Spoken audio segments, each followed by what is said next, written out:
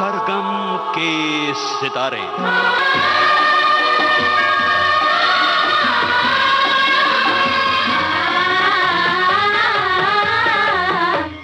Film संगीत का सुरीला सफरनामा।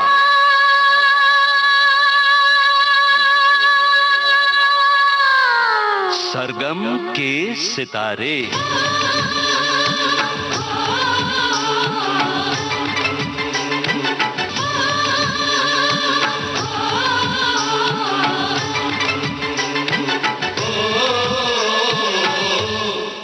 सरगम के सितारे इस कार्यक्रम में फिल्मी दुनिया के जाने माने गीतकार नक्श लालपुरी से आज हम आपको सुनवा रहे हैं कमल शर्मा की बातचीत का पहला भाग। नक्श लालपुरी साहब, हमारे इस प्रोग्राम में आपका बहुत बहुत स्वागत है।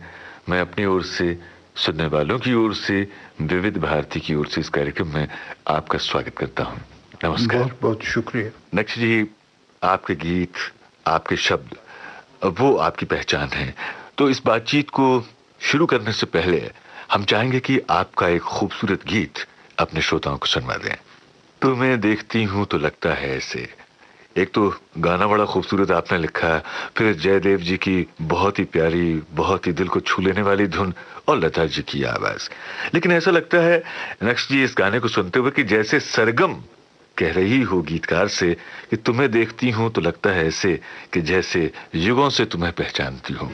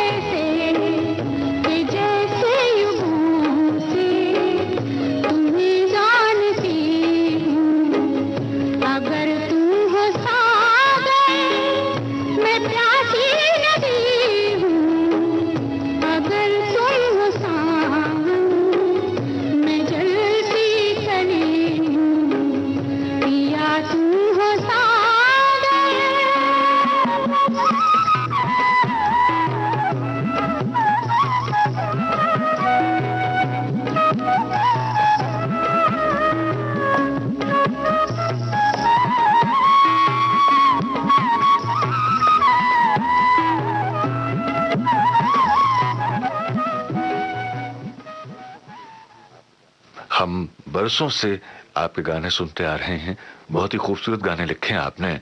तो ये सिलसिला कैसे शुरू हुआ, और इस पर तो हम आएंगे ही, लेकिन हाँ, एक बात जो मेरे जहन में आती वो ये कि आपका नाम जो है वो नक्श लायलपुरी है। तो एक तो इस बारे में कुछ बताइए। मेरा सही नाम जसवंत राय है। जब से मैंने शायरी शुरू की तो नक्श लायलपुरी होकर रह गया। ये उर्दू शायरी की एक ट्रेडिशन है कि एक पेन नेम, उसके साथ शहर का नाम ज़्यादातर लोग शायरी में इस्तेमाल करते हैं। और मेरा पेन नेम नक्श है और मैं लायलपुर का रहने वाला हूँ, इसलिए नक्श लायलपुरी के नाम से मुझे लोग पुकारते हैं। जैसे यहाँ चंडीगढ़ है, बड़ी प्लानिंग के साथ बना हुआ शहर था, है बल्कि अपना शहर के बीचों बीच घंटा घर है और घंटा घर से 8 बाजार फूटते हैं। आप किसी बाजार से भी दाखिल हो जाएंगे, आपको घंटा घर पे ले जाएगा। अगर आप भूले हैं तो घंटा घर पे पूछ के फिर अपने बाजार में दाखिल हो सकते हैं। वहाँ एक एग्रीकल्चरल कॉलेज है, बहुत बड़ा, काफ़ी नाम है उसका। अभी कुछ अरसा पहले शाह फैसल ने उस एग्रीकल्चर कॉलेज के लिए कुछ लेटेस्ट मशीनरी डोनेट की और पाकिस्तान की हुकूमत ने उसके सिले में अपना शाह फैसल का नाम उस शहर को दे दिया। अब जैसे कि आप जानते हैं उस शहर का नाम फैसलाबाद है। लायल एक अंग्रेज थे, उनके नाम से इस शहर का नाम रखा गया था। ऐसे और भी कई शहर उस समय वहाँ बहुत से वेस्ट पंजाब में काफ़ी शहर ऐसे हैं कि जिनके नाम अंग्रेज़ों के नाम पर हैं। मसलन जैसे वारबर्टन है, मांटगोमरी है, कैमलपुर है, कोयटा है, एबटाबाद है। इस तरह से बहुत से शहर हैं जिनके नाम अंग्रेज़ों के नाम पर हैं। तो आपका जन्म कहाँ, लायलपुर में हुआ? मेरा जन्म लायलपुर में हुआ। मेरे वाले साहब जो थे वो इंजीनियर थे और 4th क्लास तक मैं लायलपुर में ही पढ़ा। फिर उनकी ट्रांसफ़र रावलपिंडी हो गई, तो 5वीं से 8वीं तक मैं रावलपिंडी में पढ़ा। फिर वापस आ गए, जैसे उनकी ट्रांसफ़र हुई फिर लायलपुर वापस आ गए। बाकी तालीम फिर लायलपुर में मैंने पूरी की। तो विभाजन के समय क्या उम्र थी आपकी जब पार्टीशन हुआ तब? उस वक्त मैं मेरा ख्याल 19 साल का था। तो उन गलियों, उन चौराहों के बारे में, उन बाजारों के बारे में जो कभी बड़े गुलजार रहा करते थे, जिनकी रौनक के बारे में काफ़ी कुछ कहा जाता है कि उस समय फैशन, कल्चर, लिटरेचर, इन सब का केंद्र हुआ करता था। देखिए वहाँ मेरा बहुत अच्छा वक्त गुजरा और यूँ समझिए कि मेरे पनपने का पीरियड वही था। और मेरे उर्दू के टीचर जो थे वो मेरे मज़ामीन से बड़े खुश थे। वो कहते थे कि बेटा तुम में जर्म्स हैं, अगर तुम ज़िंदगी में लिटरेचर लोगे तो बहुत कामयाब होगा। उनका नाम याद है आपको? तो उनकी इस बात का मुझ पे असर हुआ। मेरे अंकल डॉक्टर थे, वो मुझे डॉक्टर बनाना चाहते थे। मेरे वालिद इंजीनियर थे, वो मुझे इंजीनियर बनाना चाहते थे। लेकिन मुझ पर अपने उस्ताद उर्दू के टीचर की बात का असर ज़्यादा हुआ। आपके उस्ताद का नाम क्या था? उनका रामलाल नाम था। उर्दू, पर्शियन, अरेबिक तीनों ज़बानों में मास्टरी थी उनकी। तो ये बताइए कि पहली कविता जिसको हम ये कह लें कि थोड़ी सी मैच्योर किस्म की, वो आपने कब लिखी, किस उम्र में लिखी? देखिए जब मैं लाहौर में था तो लाहौर में कुछ ऐसी महफिलें हुआ करती थी अदबी महफिलें हैं जिनमें मैं शरीक हुआ करता था। उन महफिलों में नए लिखने वाले भी शामिल होते थे, पुराने उस्ताद भी बैठते थे, और वहाँ हर आदमी को ये हक था कि वो अगर कुछ सुनाना चाहे तो सुनाए।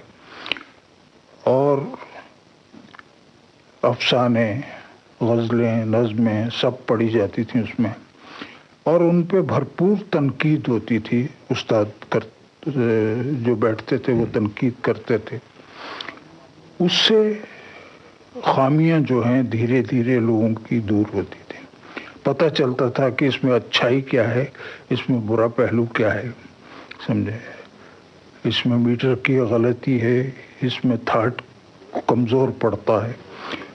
तो उन महफिलों ने मुझे बनाया, संवारा, और मैंने शायरी जो है एक ढंग की शायरी करना शुरू की। पहली कविता जो आपने पढ़ी या पहली चीज जो आपने क्या सुनाई थी? गजल थी, नज्म थी, क्या थी वो?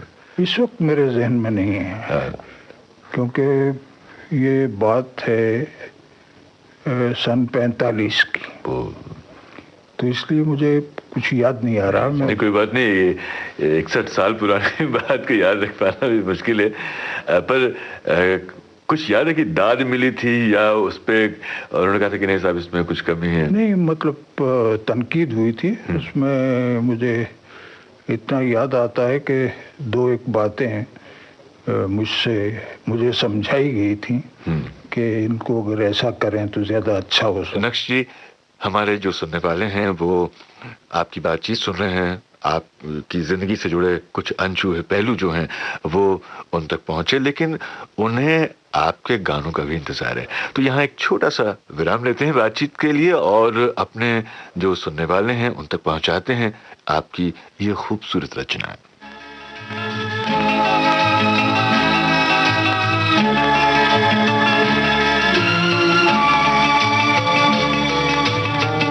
कई सदियों से, कई जन्मों से, कई सदियों से, कई जन्मों से तेरे प्यार को तरसे मेरा मन।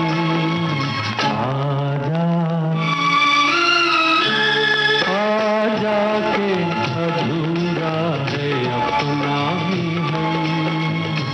कई सदियों से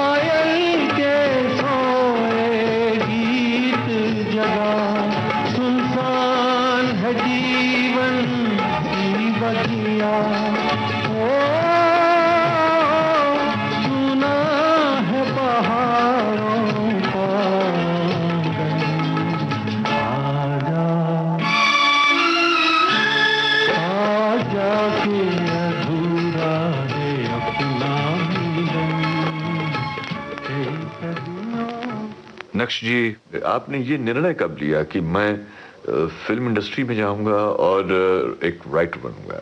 फिल्म इंडस्ट्री के बारे में मैंने कभी जिंदगी में सोचा नहीं था।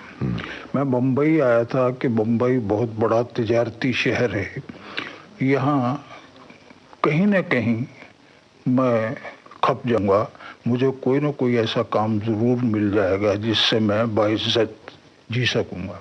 कौन से सन में आप आए थे बॉम्बे? मैं यहाँ आया था करीबन सन 51 में शायद आया था। अच्छा, पार्टीशन के बाद की बात? पार्टीशन के बाद फिर मैं लखनऊ रहा और लखनऊ में कोशिश करता रहा कि कोई अपना ऐसा जरिया मुझे कमाई का मिले जिससे मैं अपना पेट पाल सकूं। पार्टीशन के बाद आपका परिवार कहाँ सेटल हुआ? लखनऊ में सेटल हुआ। लखनऊ में। लेकिन वहाँ कुछ कोई ऐसा सिलसिला बना नहीं और मैं एक रोज झिल्ला के बम्बई की गाड़ी में बैठ गया और बम्बई आ गया। घर में लोगों को बता के आए थे कि बिना बताए? बगैर बताया आया था। बगैर बताए? इसलिए बगैर बताया आया था कि रोज शाम को जब मैं घर जाता था तो सवाल होता था कि कुछ काम हुआ, कोई काम मिला, और रोज ना मैं जवाब देते देते मैं थक गया था। इसलिए मैंने सोचा कि नहीं, इस शहर में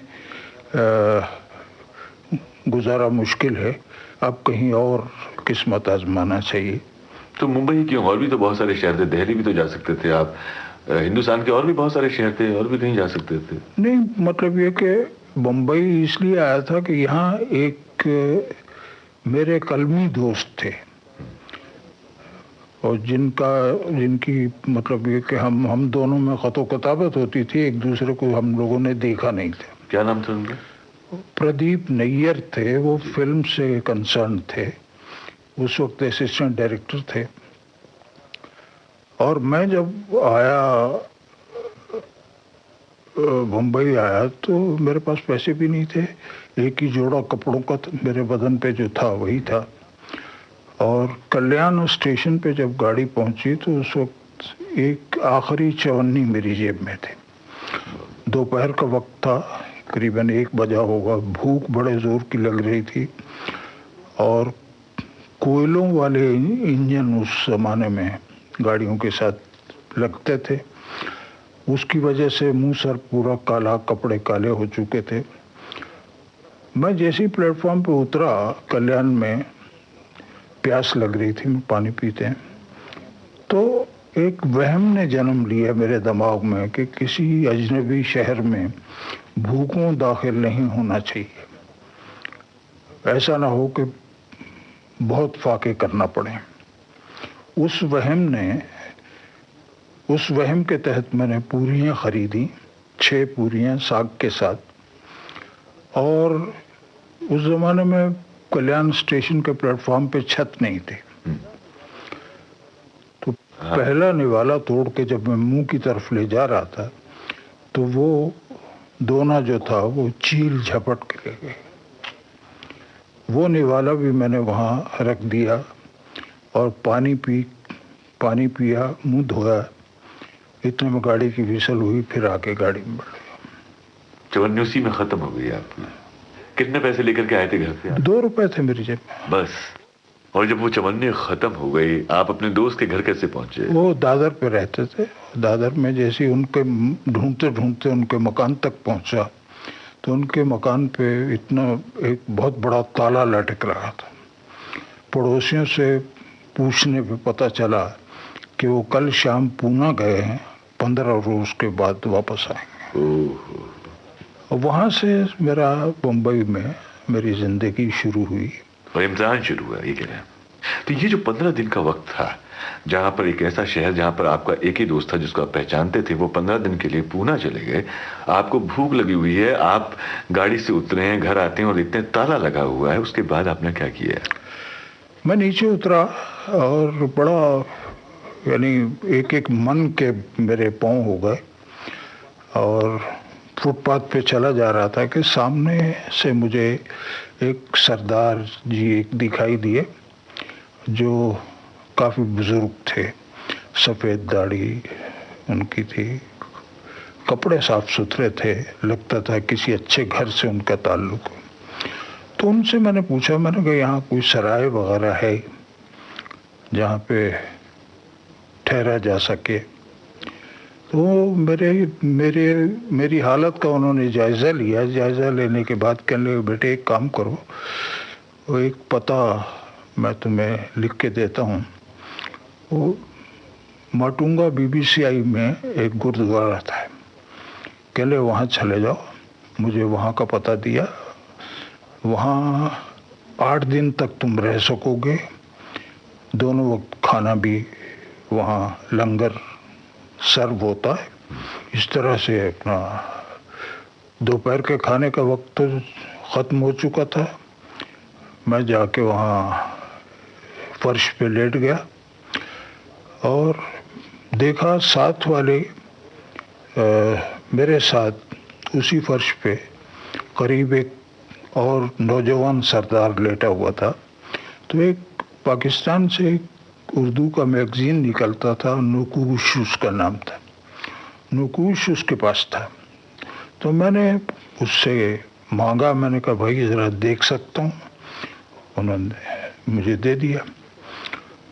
फिर बातचीत का सिलसिला शुरू हुआ और उसे जब पता चला कि मैं शायर हूँ तो वो और मतलब मेरे करीब हो गए और मुझसे कहने लगे कि भाई एक काम करो, ये तौलिया ले लो, नहा लो, ये साबुन है इससे कपड़े धो के सूखने के लिए डाल दो और उसके बाद आके लेटो। उस साबुन मैंने उससे लिया, नहाया, नहा के कपड़े धो के सूखने के लिए वहाँ तार लगी हुई थी, तार पे डाल दिया। जब मैं नींद इतनी गहरी आई उसके बाद, नहाने के बाद, कि मैं रात को 8 बजे उसने मुझे जगाया, कहा कि खाने का वक्त हो गया, लंगर का वक्त हो गया, चलिए खाना खाते। और बड़ा मुझे ताज्जुब हुआ कि मेरे कपड़े प्रेस किए हुए मेरे अपना जहाँ मेरा सर था वहाँ रखे। मैंने कहा ये क्या है भाई? कहने कुछ नहीं, आप कपड़े पहनिए, खाना खाते हैं। तो 8 दिन वहाँ गुजारे मैंने। 8 दिन के बाद उसको लौटना था। वो पंजाब से आया था, मोटर स्पेयर पार्ट्स का बिजनेस करता था, यहाँ कुछ माल लेने के लिए आया था। 8 दिन के बाद उसे लौटना था घर। तो मुझसे कहने लगा कि देखिए मैं तो कल चला जाऊँगा, लेकिन चूंकि मैं कई सालों से यहाँ आ रहा हूँ, सब लोग मेरे जाने पहचाने हैं, तो मैं आपके लिए 8 दिन का और वक्त मैंने ले लिया है। तो 8 दिन आपको कोई नहीं पूछेगा, आप रहिए, और कुछ पैसे ज़बरदस्ती मेरी जेब में डाल के वो आदमी रुखसत होगा। आपने उसका नाम हम कुछ पूछा है क्या? नाम इंद्रजीत सिंह था उसका। जी।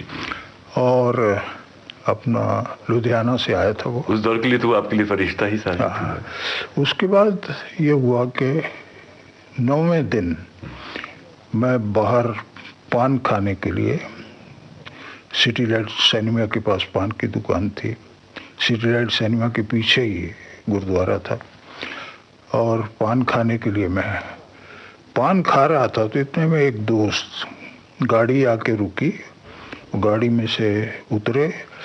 वो लाहौर में फिल्मों में विलन हुआ करते थे, दीपक आशा उनका नाम था। तो मुझे देख के बड़े चौंके, आप यहाँ कैसे? मैंने कहा बम्बई आया हुआ हूँ मैं। तो कहाँ ठहरे? मैंने कहा गुरुद्वारे में। सामान उठाइए मेरे साथ चले। मैंने कहा सामान तो कुछ है नहीं मेरे पास, मैं तो यही 3 कपड़े जो हैं वही हैं। तो वो मुझे अपने घर ले गए और फिर वहाँ से नॉर्मल जिंदगी शुरू हो गई। वहाँ आप उनके साथ में कितने दिन रहे, वहाँ उनके साथ में? वहाँ उन्होंने फिर मेरे लिए एक छोटे से कमरे का इंतजाम करवा दिया। 8 बाई 8 का एक कमरा था, उसमें रहने लगा मैं। उनके यहाँ 10 दिन रहा, उसके बाद वो कमरे का इंतजाम हो गया। कमरे का इंतजाम हुआ, लेकिन उन्होंने कहा कि सब अपना किराया वगैरह उसकी फिक्र मत कीजिए। वो मैंने उनसे बात कर लिया, किराया मैं मुझसे ले लिया करेंगे वो, आप इत्मीनान से रहिए, फिक्र मत कीजिए। और खाना घर से मेरे आ जाया करेगा, खाना वो करेगा। तो ये तो संघर्ष के आपके दिन जो थे, शुरुआती इनकी कहानी आपने सुनाई, लेकिन ऐसा कितने दिन चला जब तक आपको कोई स्थायी काम नहीं मिला? उसके बाद मुझे कोशिश करते करते पोस्ट एंड टेलीग्राफ में नौकरी मिली। अच्छा। और एक शायर होने के नाते सब लोग बहुत प्यार करते थे। सब। कहाँ था आपका ऑफिस? ऑफिस कहाँ था आपका? मैं ये अपना जे अस्पताल के पास मांडवी पोस्ट ऑफिस में मेरी पोस्टिंग हुई सबसे पहले। और क्या काम करना पड़ता था आपको? वहाँ एक ट्रेडिशन थी पोस्ट ऑफिस में, अब कहीं अगर स्टाफ की शॉर्टेज है तो स्टाफ की लिस्ट में सबसे आखिर के जो नाम होते थे उनको शिफ्टिंग के लिए भेज दिया करते थे। तो मैं जाहिर है लेटेस्ट एंट्री था, तो थोड़े दिनों के बाद ही मेरी ट्रांसफ़र हो गई वहाँ से, फॉकलैंड रोड पे चला गया। अच्छा। इस तरह से कोई मेरा ख्याल है 4-5 महीने या 6 महीने मैंने नौकरी की। क्या थी तनख्वाह, कितनी थी आपकी तनख्वाह? उस वक्त मेरा ख्याल है कोई 100 कुछ थी। सरगम के सितारे कार्यक्रम में आज आप सुन रहे हैं बातचीत जाने माने गीतकार नक्श लालपुरी से। आपसे बातचीत की है कमल शर्मा ने। नक्श जी, बातचीत के सिलसिले को आगे बढ़ाएंगे, लेकिन इस गीत के बाद।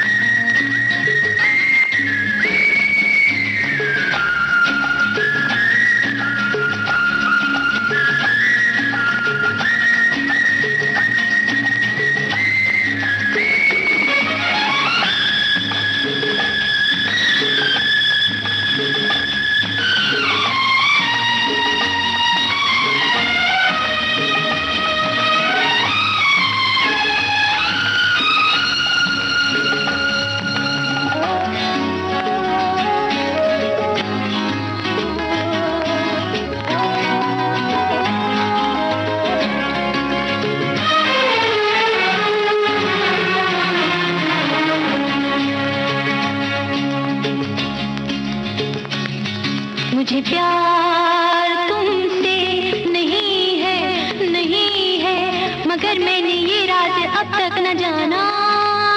मुझे प्यार तुमसे नहीं है, नहीं है, मगर मैंने ये राज अब तक न जाना कि क्यों प्यारी लगती है बातें तुम्हारी, मैं क्यों तुमसे मिलने का ढूंढूं बहाना। तभी मैंने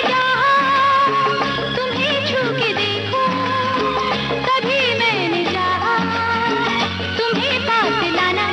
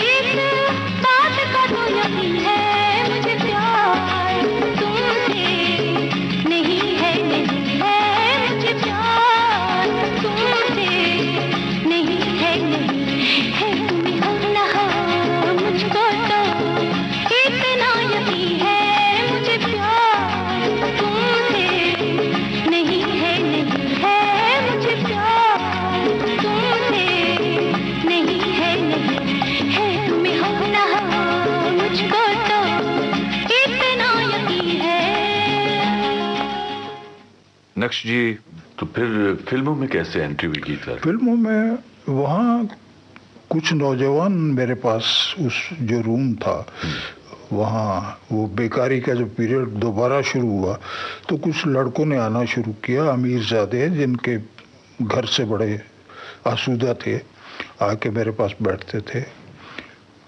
आप नाश्ते के टाइम पे कोई लड़का ऑर्डर दे के नाश्ता मंगवा लेता था, खाने के टाइम पे खाना आ जाता था। इस तरह से वो चलने लगा। फिर एक दिन एक पेशकश की उन्होंने कि हम सोचते हैं कि एक प्ले किया जाए, ड्रामा किया जाए, पैसे का इंतज़ाम हम आसानी से कर सकते हैं, आप अगर लिखने के लिए तैयार हों तो हम उस काम में लग जाएं।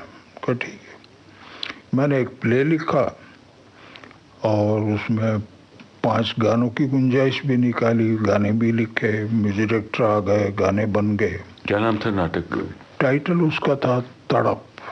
राम मोहन हीरो सिलेक्ट हुए और राम मोहन को जब प्ले पढ़ के मैंने सुनाया, इत्तेफाक से म्यूजिक डायरेक्टर आ गए, उनको गाने भी सुनाए, उनको बहुत अच्छे लगे। उन्होंने कहा कि आप फिल्म के लिए क्यों काम नहीं करते? मैंने कहा मैंने सुना है कि नए आने वालों के साथ बड़ी बदसलूकी होती है, उनको बहुत परेशान करते हैं लोग, इसलिए हौसला नहीं होता। तो मुझसे उन्होंने कहा कि अगर आपको काम मिले तो फिल्म का काम करने में कोई एतराज़ है आपको? मैंने कहा कतई नहीं, काम मिले तो ज़रूर करेंगे। तो उन्होंने, जगदीश सेठ ही फिल्म बना रहे थे, जग्गू, उन्होंने, वो उस ज़माने में जगदीश सेठी साहब के असिस्टेंट थे राम मोहन, उनसे जिक्र किया कि ऐसे ऐसे मैंने एक शायर को सुना, मुझे बहुत अच्छा लगा। तो उन्होंने कहा कि मेरे यहाँ ओपन कंपटीशन है, 7 आदमी पहले काम कर रहे हैं, उनको भी बुला लो, वो भी शामिल हो जाएं। और ये मेरे यहाँ तय है कि 250 रुपये गाने का मैं दूंगा, वो पुराना हो या नया हो, जिसका गीत अच्छा लगेगा। तो मुझे वो ले गए मिलाने के लिए। म्यूजिक डायरेक्टर के सिटिंग रूम में मेरी उनकी मुलाकात हुई और मुझसे कहा कि आप भी शुरू हो जाइए। आपने कुछ सुनाया उसको? वो सब भरी महफिल में 7 शायर बैठे हुए थे कि आपने 2-4 शेर सुनाइए। 2 शेर सुना, वो ठीक है, आप शामिल हो जाए।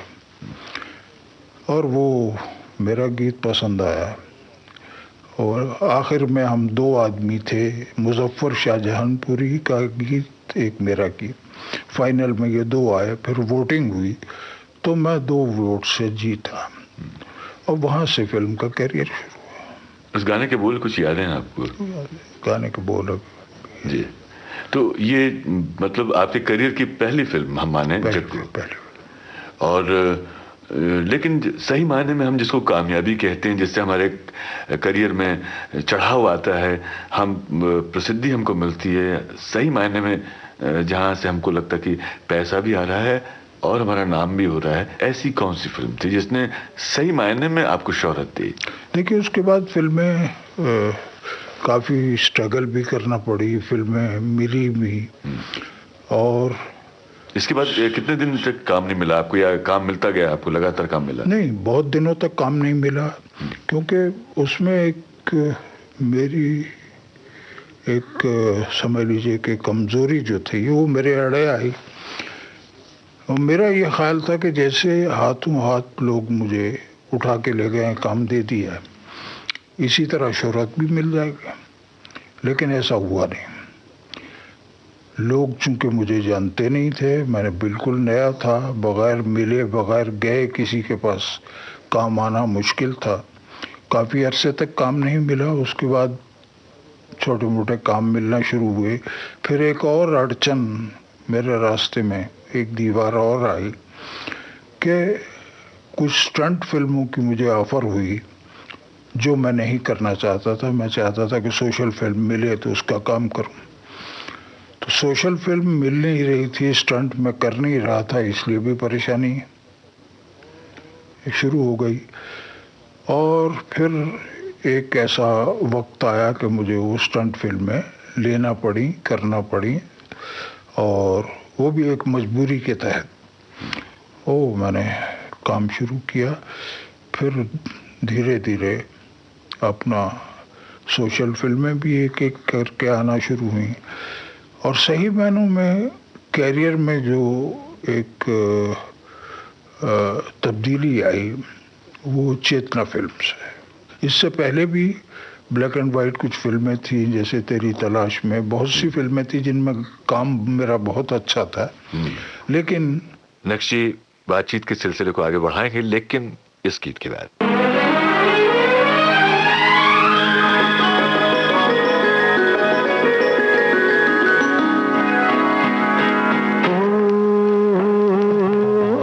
कोई दीवाना तुम्हें चाहेगा, कभी तुमने सोचा भी ना होगा। कोई बाहों में चला आएगा, कभी तुमने सोचा भी ना होगा। कोई दीवाना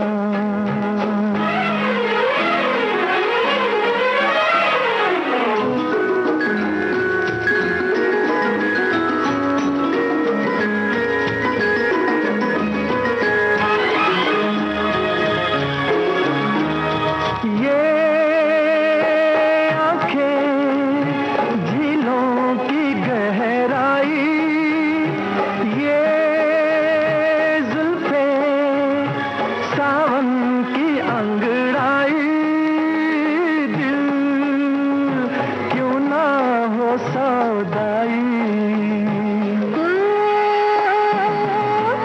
कोई बाहों में चला आएगा,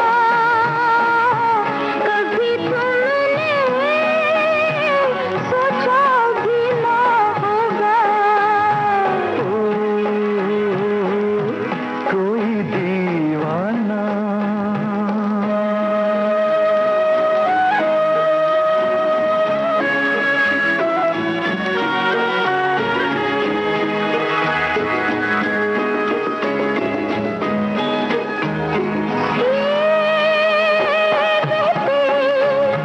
झरने महकी वादी,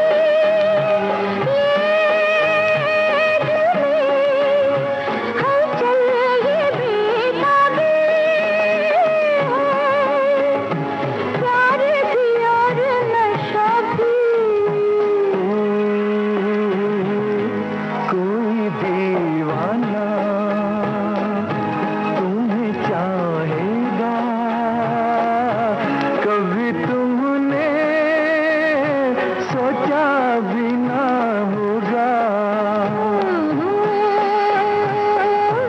कोई बाहों में चला आएगा,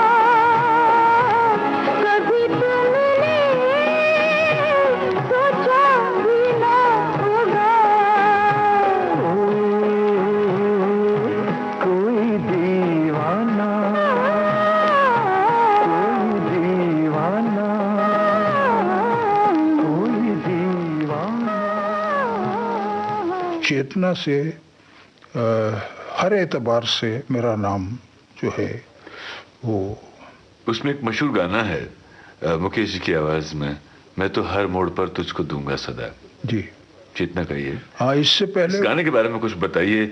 ये गाना आपको बोल इस सिचुएशन बताई गई थी कि इस तरह के बोल हैं, बोल आपको लिखने पड़ेंगे, आप या मतलब जो भी धुन सुनाई गई थी, सिचुएशन बताई गई थी, या ये बताया गया था कि इसको मुकेश जी गाएंगे?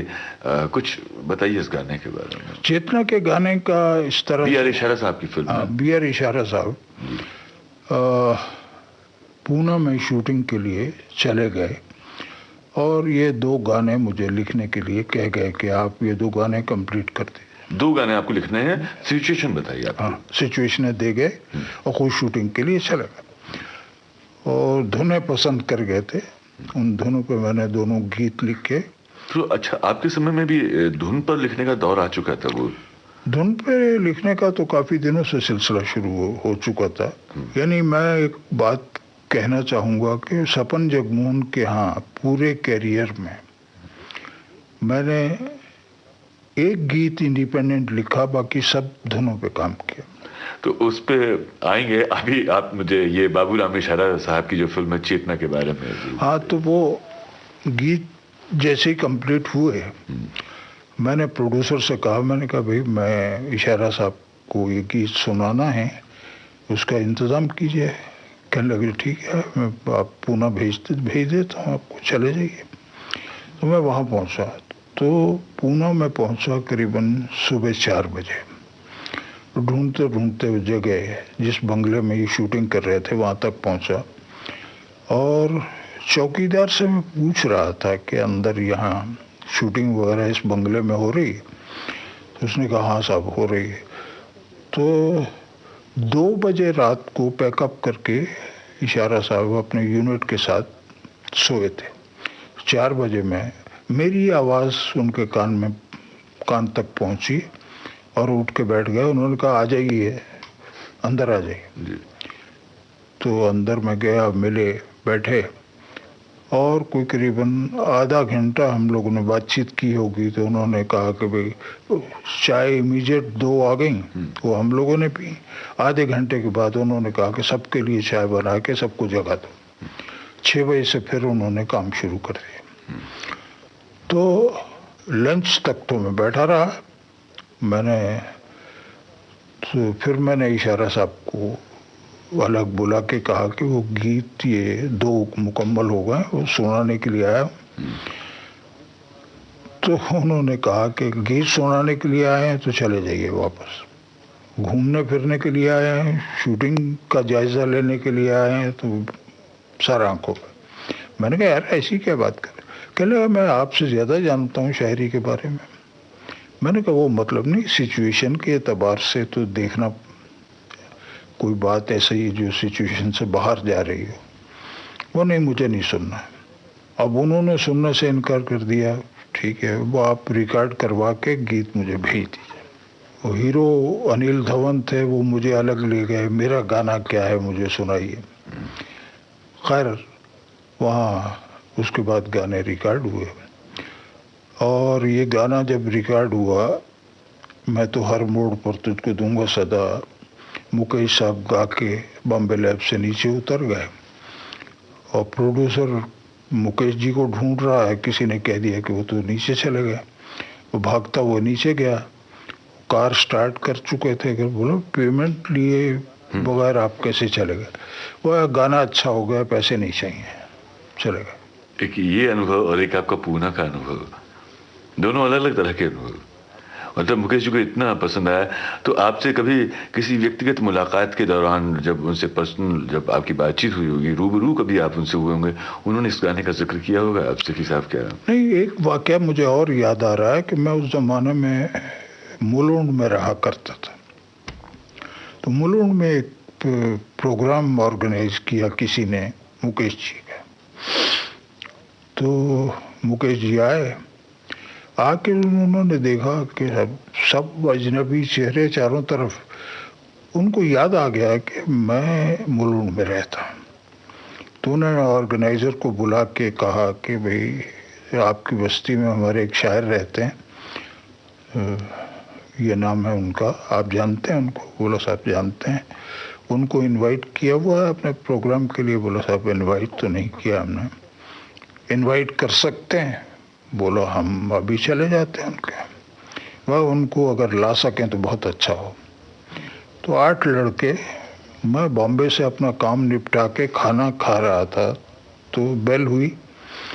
8 नौजवान लड़के खड़े थे। पहले तो मैं घबराया, फिर मैंने कहा क्या बात है? बोला ऐसे ऐसे मुकेश जी का प्रोग्राम है, उन्होंने आपको याद किया। तो मैंने कहा मैं खाना ख़त्म कर लूँ, कपड़े बदल के मैं चलता हूँ आपके। मैं क्या देख के बहुत खुश हुए। कहने लगे कि यार तमाम अजनबी चेहरे चारों तरफ थे। मैंने कहा कोई तो अपना हो, आपकी याद आ गई, मैंने आपको तकलीफ दी। मैंने कहा तकलीफ किस बात की, और बहुत अच्छा किया आपने। और मैं बड़ी गुमनामी की ज़िंदगी बसर कर रहा था। सिर्फ कुछ नौजवानों को पता था कि मैं क्या करता हूँ, कौन हूँ। ज़्यादा पब्लिसिटी नहीं थी मेरी मुलुंड में। उस रात मुकेश जी का प्रोग्राम शुरू हुआ। पहले आरके के 3 गाने उन्होंने गाए, चौथा गाना उन्होंने अनाउंस किया खुद कि अब जो गाना मैं सुनाने जा रहा हूँ उसके शायर आपकी बस्ती के रहने वाले हैं, मैं उनसे दरख्वास्त करूँगा कि वो स्टेज पे आ जाएं। मुझे स्टेज पे बुला के फिर उन्होंने मेरे 2 गाने, एक वो मिलाप का और एक चेतना का, दोनों गाने गाए उन्होंने। मिलाप का गाना, कई सदियों से कई जन्मों से तेरे प्यार को तरसे मेरा मन। चेतना का गाना, मैं तो हर मोड़ पर तुझको दूंगा सदा।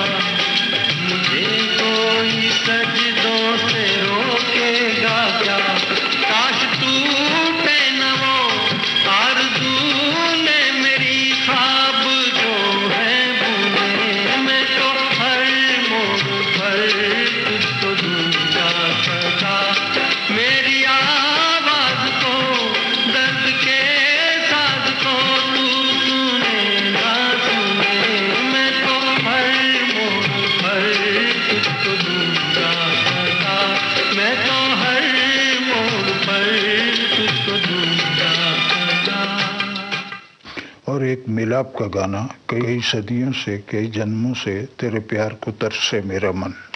मिलाप जिसका संगीत तैयार किया ब्रिजभूषण जी ने। ब्रिजभूषण जी जिनका डॉक्यूमेंट्रीज में, विज्ञापन की दुनिया में बहुत नाम है। मधुबाला जी की सबसे छोटी बहन के हस्बैंड हैं वो जी। और देश की एक जानी मानी आवाज़ हैं। वो संगीतकार भी रहे हैं। तो इस गाने के लिए, इसके लिए भी आपको सिचुएशन बताई गई थी और धुन दे दी गई थी। इस गाने की भी एक कहानी है कि 4 गीत तय हुए थे कि फिल्म में 4 गीत होंगे। चौथा गीत हम रफ़ी साहब की आवाज़ में रिकॉर्ड कर रहे थे। तो बॉम्बे लैब में मुझे फ़ोन आया इशारा साहब का, वो बेंगलोर में शूटिंग कर रहे थे, वहाँ से उन्होंने फ़ोन किया कि नक्श साहब मैं सोचता हूँ कि 2 रूप हैं फिल्म में शत्रुघ्न सिन्हा के, तो मैं सोचता हूँ कि दोनों रूप को अलग अलग आवाज़ दूँ तो अच्छा लगेगा। एक गाना मुकेश जी की आवाज़ में और रिकॉर्ड करवाते थे, एक रफ़ी साहब की आवाज़ हो गई, एक रूप के लिए, दूसरे रूप के लिए, लेकिन शर्त उसमें यह कि गाना कल रात तक मुझे मिल जाना चाहिए, क्योंकि शत्रुघ्न 2 दिन और है मेरे पास, मैं इसी में गाना पिक्चराइज भी करना होगा।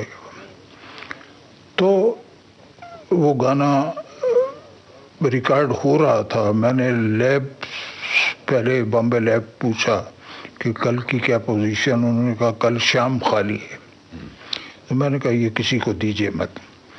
उसके बाद मुकेश जी को फ़ोन किया, तो मुकेश जी हार्ट अटैक से कुछ अरसा पहले उठे थे, तो ज़्यादा काम नहीं ले रहे थे, उन्होंने भी हामी भर दी कि ठीक है। मैं तो मैंने ब्रिजभूषण से कहा, मैंने कहा ब्रिज जी आप ये गाना संभालिए, मैं उस गाने के लिए सोचता हूँ नीचे जाके कुछ।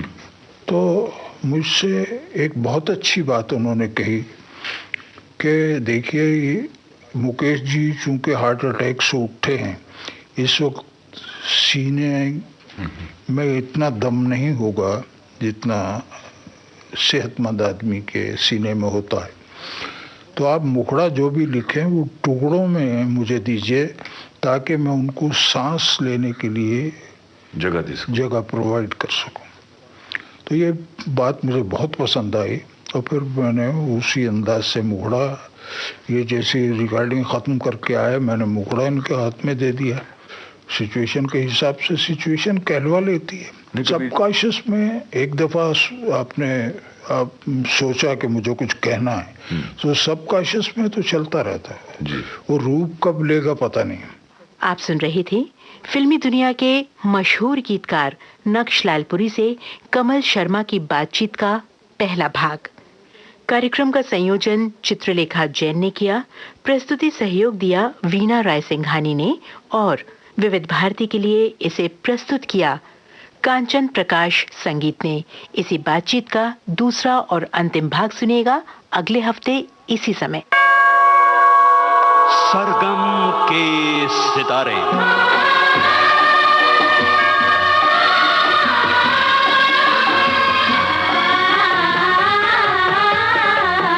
फिल्मी संगीत का ये सफरनामा अगले हफ्ते भी होगा, जरूर सुनिएगा।